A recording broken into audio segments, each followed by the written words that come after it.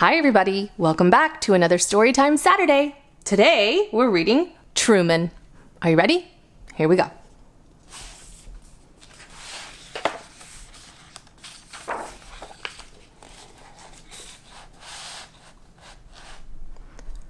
Truman was small, the size of a small donut, and every bit as sweet.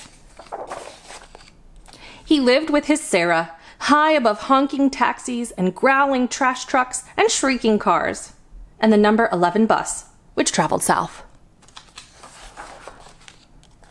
Truman never honked, or growled, or shrieked at anything or anybody. He was peaceful and pensive, just like his Sarah. One day, Sarah ate a big banana with her breakfast, clipped a blue bow in her hair, and buttoned up a brand new sweater. She strapped on a backpack so big 32 small tortoises could ride along in it, but 0 tortoises did. Sarah placed 7 green beans in Truman's dish, 2 more than usual.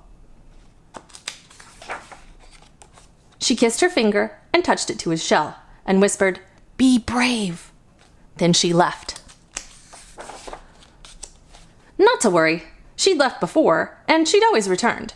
But this time, that backpack was particularly big, and Sarah looked particularly pensive.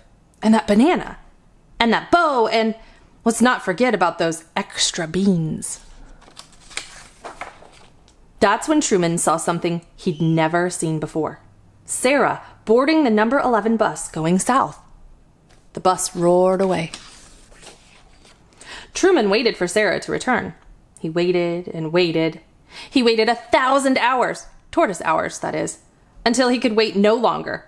He would go after his Sarah. He would catch the number 11 south, even amid the honking and the growling and the shrieking, even if it seemed impossible. Bonk. That's when he noticed the rocks, 3 rocks that had always been there. Ordinary rocks that now seemed extraordinary. 1, 2, 3.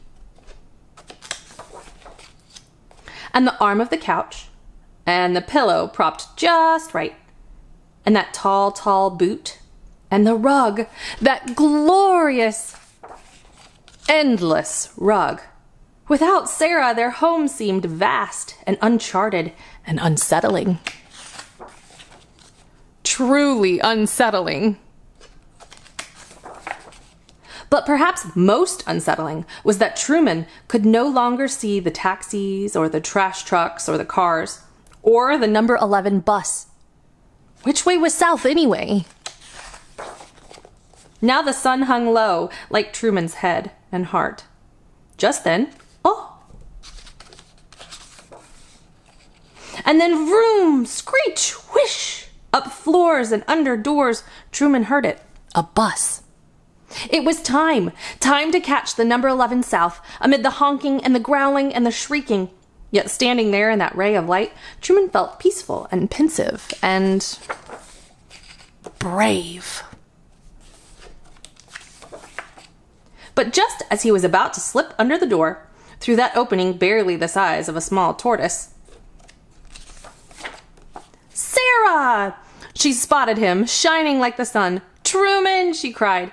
She scooped him up and said things like, "Oh my goodness, and you, and how did you ever, and amazing." Sarah kissed her finger and touched it to his shell and tucked him back safely in his tank, where he was peaceful and pensive and proud. And later, just before bedtime, she read him a story. Now Truman knew that one day soon he and his Sarah might travel south to see new sights and hear new sounds and think new thoughts together. The end.